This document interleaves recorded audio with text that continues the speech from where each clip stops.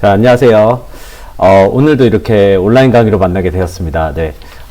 이 사태가 조금 더 지속이 될 것 같고, 지금 이쪽, 강남 서초 지역에서 좀 유행이라서, 아마도, 네, 이 강의 뿐만 아니라 다음 강의까지는 찍어야 되지 않을까 싶기도 해요. 네, 저도 대비하고 있습니다. 어쨌든, 여러분들과 또 함께 만날 날만 손꼽아 기다리고 있겠습니다. 자, 그러면 오늘의 강의 시작해 보도록 할게요.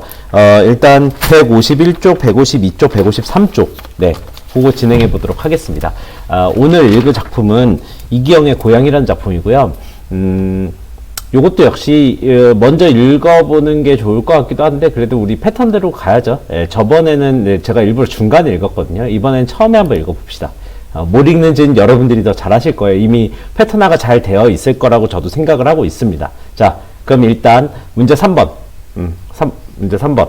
여기 보기 한번 보도록 할게요. 1930년대 조선. 근대주의 사회를 급속히 전환되면서 농촌사회가 붕괴되었대요. 그래서 이 과정에서 농민들은 더 궁핍해졌대요. 자, 여기서의 핵심은 요거예요. 1930년대고요. 이 흐름을 조금 아는 사람들은 알겠지만 이 당시에 이 사회주의 사상이 대유행이었어요. 근데 그럴 수밖에 없는 게 현실에 대해서 부정적인 생각을 많이 갖게 되고 이거는 뭐 때문이다? 자본주의 때문이다. 그래서 아래로부터의 혁명 사회주의를 해서 우리 모두가 함께 노동하고 함께 똑같이 배분받아서 사는 사회가 정말 정당한 사회가 아니겠느냐라는 주장이 나와요. 선생님이 최근에 이제 여러분들이 가서 제가 할 수 있는 범위가 좁아졌거든요. 일할 수 있는 범위가 좁아져서 요새 독서를 조금 하고 있는데, 최근에 그 조지 오웰의 동물농장을 한 번 더 다시 읽어봤어요. 근데 그 내용들이 그대로 나오더라고요. 아래로서의 혁명. 그런데 결국은 다시 돌아가는, 결국 배부른 돼지가 나올 수밖에 없는 이 사람의 욕망. 이런 것에 대해서 다루고 있더라고요. 여러분들도 뭐 나중에 시간 되면 지금이야 뭐 독서하기 무리니까, 나중에 한번 그 동물농장 1984 이런 것들을 읽어보면 한 번 더 또 이게 사회가 좀 부조리한 면이 있어도 어쩔 수 없는 측면이 아닌가, 인간의 욕망을 끊을 수가 없기에 뭐 이런 생각들을 많이 하게 될 것 같아요. 아무튼 근데 이 당시에는 이제 일본의 욕망 그리고 또 제국주의의 욕망들 때문에 우리나라가 희생을 너무 많이 당했어요. 그러다 보니까 이런 생각들을 하게 될 수밖에 없고 그것이 문학으로 발현됩니다. 이 똑똑한 친구들은 알 텐데 그래서 사회주의 문학을 뭐라고 하는지 아세요? 요게 아는 분들이 있네요. 카프 문학이에요. 그래서 그 당시에 이제 이런 경향들이 유행을 하기 시작했고 우리나라 풍토 중에 하나가 되었어요. 그리고 어느 정도 똑똑한 사람들은 그리고 문학에 큰 뜻을 품고 있던 사람들이 이쪽으로 갈 수밖에 없었죠. 사회적인 어떤 구조상으로 그럴 수밖에 없었던 거예요. 뭐 여러 가지 영향력이 많았는데 이제 흐름을 조금 보자면 그 당시에 어떤 계몽주의 그 문학가들이 변절을 많이 했어요. 춘원 이강수 선생님. 그래서 선생님이라고 붙이는 게 적절할지 모르겠지만 아무튼 네. 계몽주의 어떤 문학가들이 변절을 많이 했어요. 그러다 보니까 이 회의감도 많이 느껴졌고 그리고 이 사회를 변혁시킬 것은 우리의 힘이 아니라 뭔가 이거는 노동자들이 깨어나서 해야 된다는 인식이 강해졌던 거죠. 아무튼 수능에는 더 이상 깊이는 안 들어가요. 이게 사상적인 문제라서. 자, 아무튼 계속 봅시다. 농촌 사회 질서가 그래서 붕괴되었고 농민들은 궁핍해졌는데 이제 이 카프 경영의 소설 그리고 요 이기영 씨의 고향이라는 소설에 이게 등장하게 되는 거죠. 조선의 농촌 현실을 윈터 마을의 인물들을 통해 매우 사실적으로 그리고 있습니다. 사실이 되게 중요한 게 그 당시에 이 카프 문학의 경향은 사실이었어요. 요거를 사회주의적인 사실주의 소설이라고도 불렀어요. 근데 어떤 사회주의에 기반한 결국 소설이 되는 거죠. 그럼 이거는 문학적으로 굉장히 높은 가치를 지니고 후대에 좋은 평가를 받을까요? 꼭 그렇지만은 않아요. 왜냐하면 직설적이기 때문에 문학은 간접적일 때 조금 더 뭐라 그래야 되지? 좀 더 좋은 평가들을 받거든요. 너무 직설적이고 너무 똑같이 그리면 또 이거를 그렇게 좋아하는 사람이 많지가 않아요. 참 신기하죠. 예. 하여튼 그렇습니다. 자, 그래서 이런 어떤 사회주의적 사실주의 소설 이런 것들을 윈터의 소작인들의 힘겨운 노동에도 불구하고 정당한 대가를 받지 못하는 이런 부조리 경제체제에 대해 비판적인 시각을 지니게 됩니다. 그렇구나. 이러한 변화는 일본 유학을 하고 온 김희준이 말 소작인 신분으로 농촌 계몽 사업을 하게 돼요. 이 마름의 신분으로는 네, 그 당시에 이제 마름이라고 한다면 그 지주가 있고 그리고 그 땅을 관리하는 사람이라고 볼 수가 있어요. 그러면 지주는 대부분 그렇죠. 우리나라 지주는 대부분 일본인들이었어요. 이제 광복이 되면서 그 땅들을 다 수거를 해서 다시 나눠주는 작업들을 하려고 했었는데 조금 어그러졌는데 아무튼 네. 그래서 이런 관리자들은 결국 일본에 붙을 수밖에 없었던 거죠. 왜냐하면 기득권이잖아요. 예, 그러다 보니까 농촌 계몽 사업 그리고 뭔가 이 농촌을 개혁하기 위해서는 이 마름들이 뭔가 할 수 있는 일들은 많이 없었고 마름들이 실제로 나서지 않았어요. 그럼 누가 나서냐면 결국은 이런 배운 사람들이 이쪽 소작인으로 가서 소작인은 알죠? 중세 시대라고 따진다면 농노고요. 예. 그리고 이후에 현대 시대에 따진다면 이제 거기 땅을 임대를 받아서 작물을 캐서 다시 바치고 뭐 이런 구조로 하는 사람들이었어요. 그런 농촌 계몽 사업들을 그 안에서 실천함으로써 그는 물질뿐만 아니라 정신적인 측면 이게 중요하죠. 그러니까 사회주의 사상을 심는 거예요. 이게 뭐 그 당시에는 괜찮은 거였죠. 실제로 러시아가 소련으로 바뀌면서 성공한 듯 보였기 때문이에요. 그리고 그 당시에는 괜찮았던 거죠. 이제 제가 최근에 동물농장 봤다 그랬잖아요.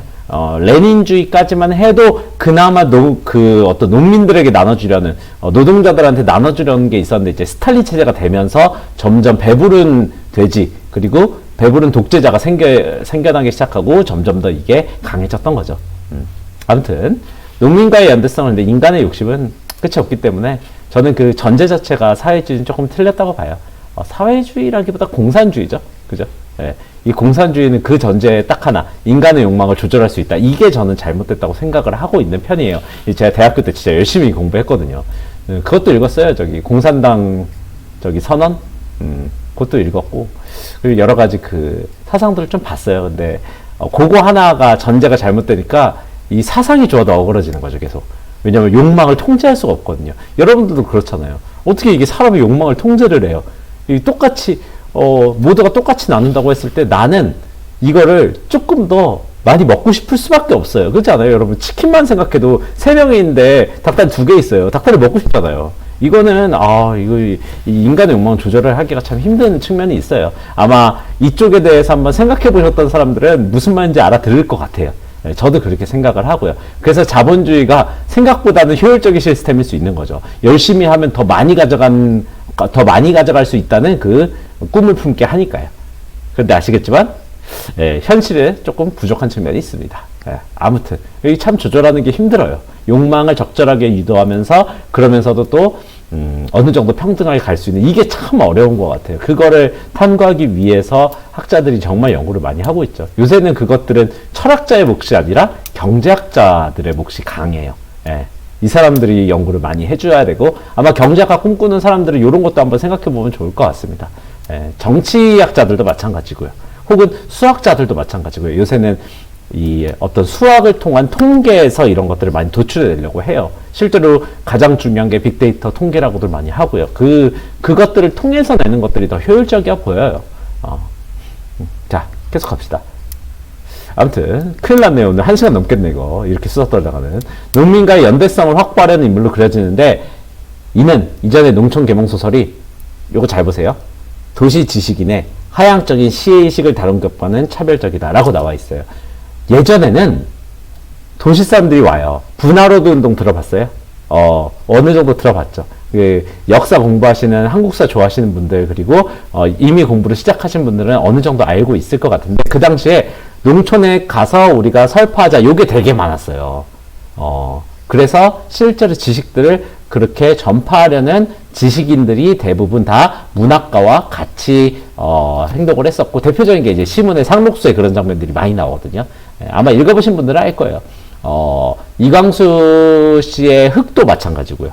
그런 소설들이 다 그 위주인데 이 시의식이 뭐냐면 윗사람이 아랫사람한테 얘기해 주는 거예요. 제가 대학교 때 배운 지식들을 여러분들한테 설파를 하듯이 약간 농촌 가갖고 여러분들 지금 우리 왜 이렇게 고생하고 있어요. 이 고생하는 건 여러분들이 똑똑하지 못해서예요. 공부하셔야 돼요. 약간 이렇게 얘기하는 거예요. 근데 그게 아니잖아요 지금 이거.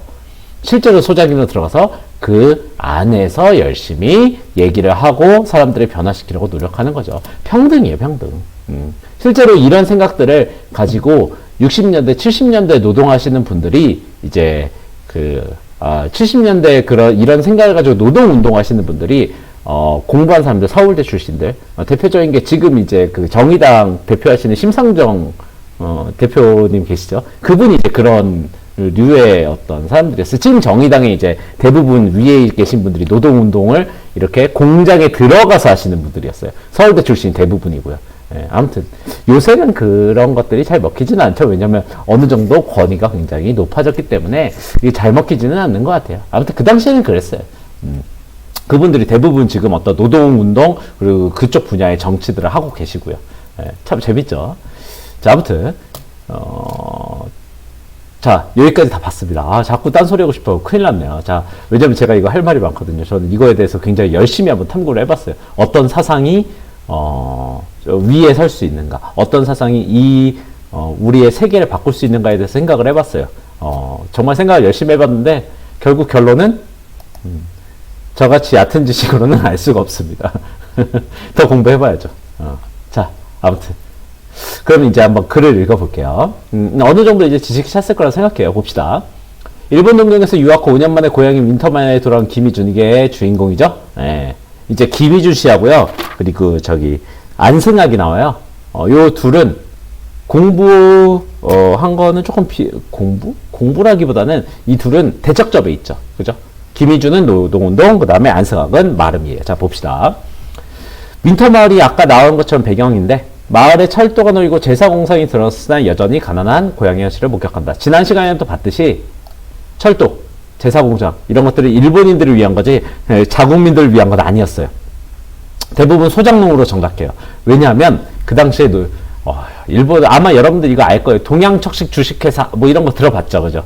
예, 우리나라도 있었어요. 그래서 이 일본이 토지 개간 사업을 벌인다는 측면에서 토지를 이제 다 조사를 하면서 뭐 하냐면, 야, 니네 이 서류 써와. 이 서류를 안 써오면은 너네 땅은 황무지인 거야. 그래서 우리가 다 그 땅을 소유하게 돼. 라고 일본이 그런 사업을 벌여요. 근데 소작농들은 글을 모르니까 이제 그런 공지가 와도 못 보는 거죠. 그러다 보니까 자기가 갖고 있던 땅을 그냥 일제히 뺏겨버려요. 이 사람들은 일본인 지주들한테 이걸 넘겨요, 돈 받고. 그럼 나라에 또 돈이 차죠. 그러니까 우리 땅 가지고 장사한 거예요, 얘네들이. 그러니까 이 지주들이 다시 와서, 야, 이거 우리 땅인데 너네 밥 먹고 살기 불쌍하니까 우리가 여기 소작지로 줄게. 너네 이거 여기서 곡식해서 우리한테 세금 받쳐. 약간 이렇게 될 거예요, 시스템이. 근데 세금이 말도 안 되게 센 거죠. 그러니까 이제 이 사람들은 아무리 열심히 일해도 돈을 벌지 못하는 구도로 흘러가게 됩니다. 결국 이게 이제 주종 관계, 중세시대의 관계로 전락을 하게 돼요. 일본이 이제 이런 걸 보고 또,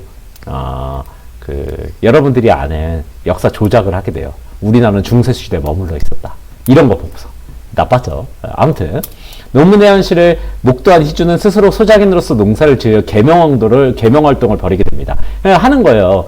야, 니네 이러면 안 돼. 우리 같이 으쌰으쌰해서 이 구조를 한번 바꿔보자. 라고 얘기를 계속 지속적으로 하게 되죠. 그리고 핵심, 이러려면 집합이 필요해. 두레가 필요한 거죠. 두레가 뭘까요? 두레, 여기 있습니다. 어디요? 문제 1번. 봅시다. 두레는 재래 풍속을 대표하는 농가의 조직. 요새는 이제 두레라는 거는 여러분들이 찾아보기가 힘들 거예요. 왜냐면 이 농촌 중심의 사회가 해체가 됐기 때문에 이제 뭐 농촌을 그렇게 중시하지 않잖아요. 그죠? 예전에 이런 게 있었어요. 주민의 자발적이고 집단적인 참여. 약간의 공산주의적 시스템이 들어가 있어요. 자주와 평등의 정신 위에서 이루어진 수평적인 조직. 그쵸? 약간 있죠. 노동으로서의 진취성, 상부상조. 근데 그 당시에 이제 자발적이었던 거고, 김치 아저씨 우리 땅 지금, 일꾼이 없는데 좀만 도와줘. 그럼 나중에 우리가 너는 도와줄게. 이렇게 해서 거래가 되는 거죠. 윈터 농민들은 두레를 통하여 의식을 하나로 결집시킬 수만 아니라 단결력. 이게 핵심인 거예요. 그래서 이 점에서 지배계급들은 그 힘을 두려워하여 두레에 대해 부정적일 수밖에 없어요. 여기 나오는 안승학은 부정적이 되는 거예요. 왜? 무섭거든요. 단체 행동이 무서워요. 단체 행동 무서울 수밖에 없죠. 자, 아무튼 이제는 단체 행동 하고 싶어도 못하는 사회가 왔어요. 그죠? 10인 이상만 모여도 바로 쳐버리잖아요. 예. 어쩔 수가 없죠. 코로나가 너무 심각해서. 저도 최근에 어떤 친구들하고 만난 적이 없어요. 원래 사회적 거리두기를 잘 실천하기는 했는데, 온라인에서만 만나고 있습니다. 뭐, 요새 같이 하는 게임이 있어서, 뭐, 게임에서 만나거나, 그죠? 인터넷에서 만나고 있습니다. 채팅으로만 만나고. 저도 이런 적이 참 오랜만인데, 신기해요. 아무튼, 안승학은 희준이랑 정면 충돌하면 또 피곤해요. 그래서, 뭐, 그래, 뭐, 해. 둘에 하든지. 그리 찬성하고 싶진 않았어요. 반대하거나 자기에게 손해가 돌아갈 때가 이게 아니고, 이것 때문이에요. 세력 커질까 봐서. 그는 너 스스로도 너무 작업합이 아닌가 하고 스스로 꾸짖어 보이기도 하였으나 어쩐지 마을 사람들이 희준이를 가까이 하는 것 같아 지위 흔들리는 것처럼 불안감이 없지 않았다. 마름은 절대적 지위를 지내요. 왜? 마름이 세금 올리라 그러면 올리는 거예요. 지주한테 그냥 돈만 바치면 되거든요. 마름이. 자기가 어느 정도 권력이 있었는데 희준이가 약간 선동을 해요. 그러니까 이게 불안한 거죠. 안승학은 한참 동안 수판화를 굴리며 주판활이에요. 갑상을 시켜서 학삼이를 불러왔어요. 학삼이는 이제 자기의 신복이죠, 신복. 하인. 비속어밖에 안 떠올라서 뭐라 그래야 될지 모르겠네요. 여러분들 알아들으실 거라 믿어요. 학삼이는 그가 민파사지 사암을 운동할 때부터 그에게 다시 없는 신복이었어요. 졸개가 가장 적절하네요. 아무튼. 그래서 무슨 일이든지 학삼이하고 얘기하는데, 학삼이가 얘기해. 아침 잡수였어요. 수염을 한몫으로 보는 학삼이는 주인에게 공손히 태도가 좋네요. 그죠? 공손하게. 자, 상대방의 예의를 갖추려는 인물. 사회적 관계, 뭐예요? 그렇죠? 마름과 그 졸개가 되겠네요. 자, 그 다음. 조용히 할 말이 있어. 학삼이는 눈을 뜨고 방들어 앉았다. 잘 들었나? 희준이한테 뭐예요? 둘의 말이야. 젊은 애들이 뭐 하던데? 주인은 교활한 웃음. 조금 성격이 들어가죠. 승학의 성격은 교활해요. 가제수염 멀자죠. 이렇게 된 거. 그 일본인 전형적인 수염. 그거 얘기하는 거예요. 잠깐만. 요거는 좀 위험한가요? 일본인 말고, 그 비열한 그 수염 있죠. 뭔지 아시죠? 영화나 드라마에서 나올 때, 비열한 인물 나올 때 이렇게 가제수염 하잖아요. 아무튼. 그래. 그럼 잘 됐네. 니가 반대. 제가 왜요? 희준이가 갔다 왔는데, 손해가 없거든 해보라고 했네만, 뒷일을 어떻게 알아. 공연이 돈만 나가게 되면 강한 사람들에게 힘에 넘치는 추렴새만 물리게 될 거 아니야. 이 돈만 물리게 될 거 아니야. 이거 반대해. 명분은 이렇지만 사실은 이 둘의 자체, 이 집회 자체를 마음에 안 들어 해요. 자, 볼까요? 부정적으로 묘사했어요. 인물의 성격 내면 심리 아시겠죠? 그죠? 교활하고 야비해요. 이 내면 심리는 어떻게든 이걸 막아보려고 하는 거예요. 그게 여기에 나오는 거죠. 자, 그 다음. 백룡이네 논을 내려와서는 둘의 한발판에 들파에서 놀고 저녁 때 쉴탐이 되었다. 지금 둘이 같이 하고 있어요, 이미. 술을 많이 먹으면 논을 거치게 맨다고 그들은 누구에게나 한 번은 한 사발 이상을 더 이상 먹이지 않았다. 그 당시에 새참이라는 게 있었어요. 지금도 사실 농촌 가면 있어요. 저도 예전에 농촌봉사활동 갔을 때 해봤는데, 새참이 기가 막혀요. 뭐가 기가 막히냐면, 열심히 일했잖아요. 그 몸을 쓰는 일이에요. 어떤 농촌이든. 그 다음에 막걸리 한 잔 탁 들이마시면 기가 막힙니다. 안주가 아무거나 있어도 돼요. 콘칩에다 먹어도 심지어 콘칩에다 먹어도 맛있더라고요. 근데 이제 거기 어머님들이 음식 솜씨가 대부분 좋으세요. 왜냐면 대용량으로 요리를 많이 하시거든요. 왜냐면 옆집에도 갖다 주니까. 대용량으로 요리를 잘하면 1, 2인분은 더 기가 막히게 해요. 이거 무슨 말인지 아마 아실 거예요. 저도 요리를 하지만 1인분이랑 3인분이랑 달라요. 3인분, 4인분 요리를 잘하면 1인분도 요리 무조건 잘하게 돼 있어요. 간을 기가 막히게 맞추거든요. 아무튼 콩국수 먹었는데 그렇게 맛있을 수가 없었어요. 자, 아무튼 그래서 이렇대요. 자, 그럼 한번 볼까요? 특정 소재에 대한 인물들의 반응과 행동. 여기 보세요. 술을 많이 먹으면 논을 거치게 맨다. 그럴 수도 있겠다. 그죠? 인물들이 서로를 위해 노력하는 공간이다. 공감대가 형성되어 있다. 그러네요. 노력하는 공감대가 형성되어 있네. 괜찮네. 그죠? 뭐 하려면 열심히 같이 일하려고. 자, 읽어봅시다. 그들 담배 연기에 쌓여서 이야기꽃이 피었을 때 그들의 틈에 앉아서 추렴을 들었다. 얘기를 했대요. 아니, 희준씨, 농분 되겠네. 풍물 치는 것도 기가 막히네. 그 당시에 농촌운동 사람들이 풍물을 많이 쳤거든요. 신경림 시 중에 농무라는 시가 있는데 거기서 농촌 사람들이 이제 풍물을 해요. 실제로도 많이 하고요. 김선달은 앞니 빠진 말상 같은 얼굴을 흔들며 허허 웃는데요. 글쎄 말이지, 논두매면 곧장 매겠는데 왜 농부인 모델은 못 쓰나요? 따라 웃는다. 자기는 농부인이 될 수 있다고 웃는 거예요. 아, 자네 같은 사람이야. 잘 살 수 있잖아. 저 사람 별일이요. 월급 생활 안 해? 월급 생활 해야 될 거 아니야. 네 돈 많이 버는데 왜 여기, 돈 많이 벌 수 있는데 왜 여기서 이러고 있어. 조첨지는 의심 들어온 듯이 희준이를 노려봐요. 이거는 희준을 의심하는 거기도 해요. 자네 왜 여기서 일하고 있지? 그럴 인물이 아닌 것 같은데 저렇게 똑똑한데. 자, 일단 리을. 예상치 못한 상대의 행동, 칭찬, 풍물. 그죠? 호감 있어요. 일반 사람들의 편견이 잘못됐을 거라는 의도를 내포하는 반문. 상대방에 대한 거부감 없죠? 예.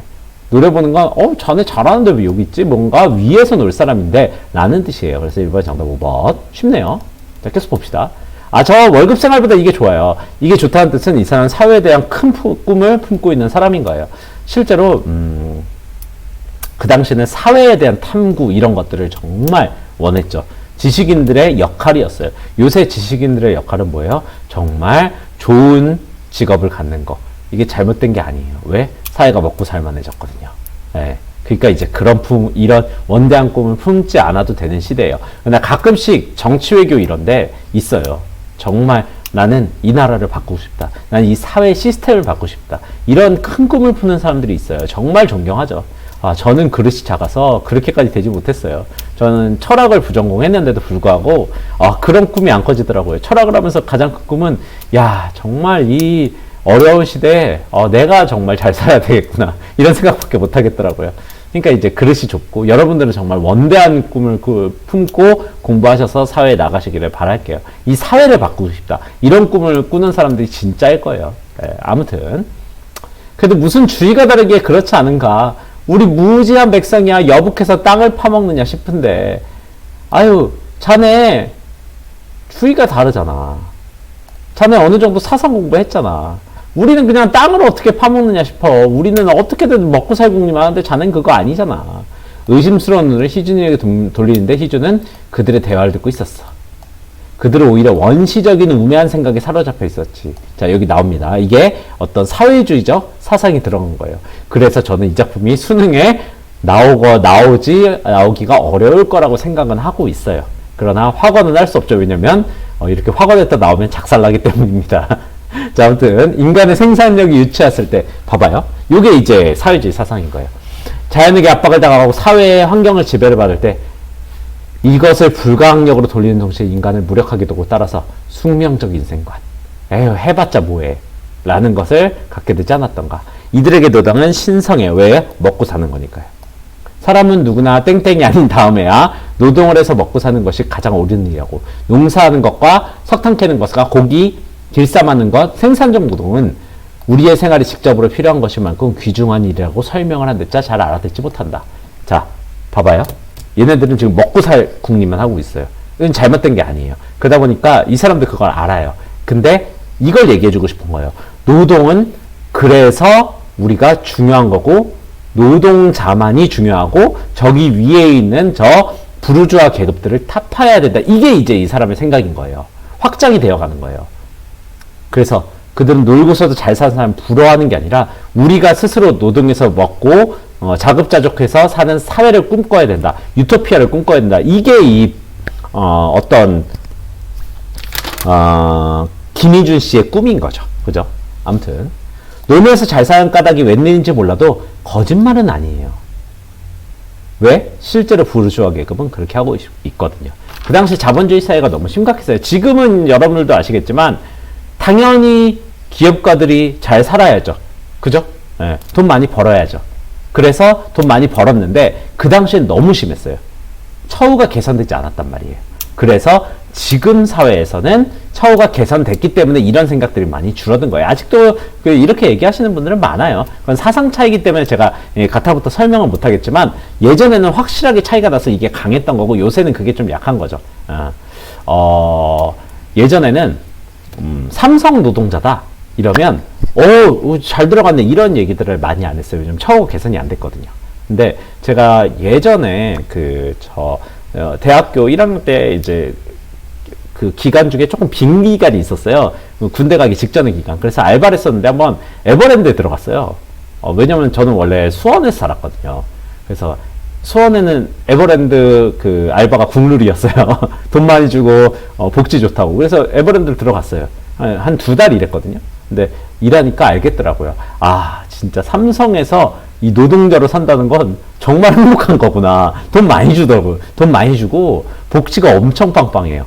근데 이제 삼성에서 그렇게 노동자들한테 혜택을 준 듯이 딱 한 가지, 노동조합을 만들지 마라. 요거를 계속 강조를 했어요. 최근에 조금 움직임이 있긴 한데 삼성은 여전히 노동자들한테 굉장히 잘해주는 회사 중에 하나예요. 근데 이제 그런 것들을 잘 조율을 하는 거죠. 알기 때문에. 예, 아무튼 그래서 그때 당시에 저는 정말 재밌게 잘 다녔어요. 시간이 좀 지났긴 한 딴소리 좀 할게요. 그 에버랜드 알바할 때 이제 2달 정도 일했는데 그 당시에 그 에버랜드 그 캐스트들이라고 해요. 그 사람들 사이에서 얘기가 나오는 게 있었어요. 그게 뭐냐면 거기에 성비가 5대로 딱 맞아요. 그래서 에버랜드 알바를 하면 무조건 여자친구가 생긴다. 요게 약간 또 국룰이었어요. 무조건 남자친구 생기고 여자친구가 생긴다. 저도 그래서 큰 꿈을 품고 갔죠. 그 당시 없었으니까. 딱 갔는데 마음에 드는 친구가 조금 있는 거예요. 한 명이. 그래서 몇 번 이렇게 얘기를 계속 했는데 실패했어요. 그래서 저 혼자 여자친구가 없는 채로 나오게 되었습니다. 예. 갑자기 울고 싶네요. 자, 계속 봅시다. 희준이는 올 봄에 뒷산에 올라서 떡갈나무 잎을 보고 느끼던 것이 생각난다. 지금 이들은 마치 떡갈나무 묵은 잎새 같이 낡은 생각이 붙어 있지 않은가. 이거는 약간 선민의식이기도 해요. 나는 배웠는데 얘네들이 안 배워서 불쌍하다. 약간 있어요. 햇잎새가 길게 싹 튀어나오는데 그 묵은 잎새는 그대로 그 밑에 붙어 있다. 그들은 새 시대를 맞으면서도 오히려 묵은 사색에 사로잡혀 있지 않느냐. 인간의 몸이 무르녹아야만 그들의 묵은 잎새도 떨어지려는가. 내가 얘기를 계속해서 이 부르주아 계급은 부러운 게 아니라 타파해야 될 대상이라고 얘기를 하고 싶은 거죠. 이렇게 보니까 점점 더 수능이랑 멀어지는데 이 부분은 안 나올 것 같아요. 그죠? 위험하기 때문에. 아무튼 자, 이런 것들이 이 카프 문학 그리고 계급주의 문학, 사회주의, 사실주의 소설이다. 이렇게 볼 수가 있겠습니다. 자, 문제 1 봅시다. 희준은 두레를 통해 농민들의 의식을 하나로 결집. 그렇죠. 계속 얘기를 하잖아요. 이런 얘기도 계속 했잖아요. 네. 2번. 안승하게 충직한 아랫사람. 아까 그 하임이죠. 자꾸 그 꽃자로 시작하는 그 비속어가 계속 떠오르네요. 신복이죠. 안승학으로부터 두레를 반대하는 여론을 일으킬 것을 종용하는 인물. 아까 뭐라 그래요? 야, 하지마. 이거 두레 안 돼. 라고 계속 얘기하니까 이렇게 볼 수가 있겠어요. 안승학은 두레를 만들려는 희준의 세력이 커지게 되면 자신이 그 세력의 우두머리가 아니죠. 그죠? 예, 그게 아니고 없애려고 하고 있어요. 4번. 학상을, 이거 발음 잘해야겠네요. 학삼을 자신의 의도대로 움직이기 위해 이룰 것이 없다는 논리를 내세우고 있어요. 그죠?